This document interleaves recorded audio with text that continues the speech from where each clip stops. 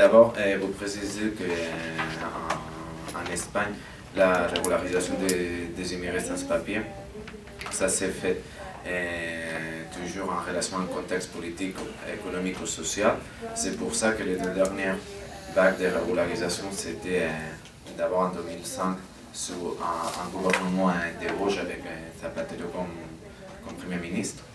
Mais aussi auparavant, même avec la droite, en l'année 2000, il y a eu un impact de régularisation assez important. Il faut préciser que l'année 2000, tant que aussi en 2005, on était en Espagne dans une période de croissance, de forte croissance économique, et voilà, c'est pour ça qu'il y avait une forte attraction des immigrés qui arrivaient en Espagne pour chercher un boulot.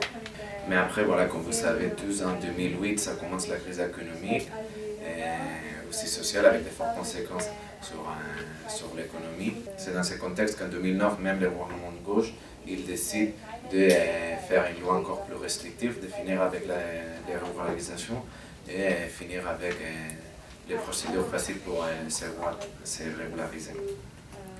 Après, en 2011, il y a l'arrivée de la droite au pouvoir, et cette loi par rapport à l'immigration se fait encore plus dure et plus restrictive.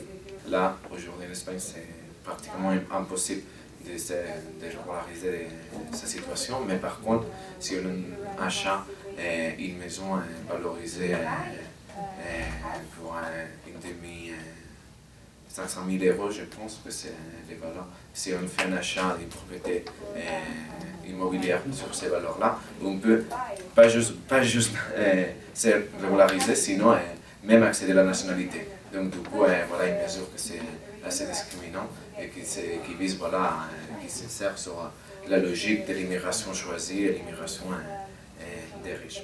Il y a aussi une autre mesure assez discriminatoire, que c'est l'interdiction pour toutes les personnes sans papier ou en situation irrégulière d'accéder au système public de santé, parce que jusqu'en 2012, toutes les personnes en Espagne ils pouvaient accéder, voilà, au système, ils pouvaient aller aux urgences des hôpitaux publics. Après, par rapport au droit des votes, parce qu'il y a aussi des différences par rapport à la France. Aujourd'hui, en Espagne, le droit des votes c'est acquis seulement pour les pays qui ont signé un accord de réciprocité.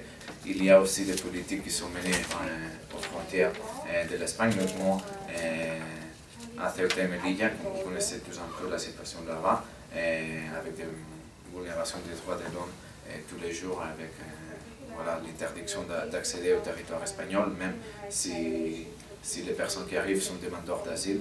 On ne sait pas s'ils sont demandeurs d'asile parce que la police espagnole et la police marocaine, voilà, ils dépassent la loi, ils font un peu ce qu'ils veulent, et ils renvoient toutes les personnes voilà, à l'autre côté de la frontière.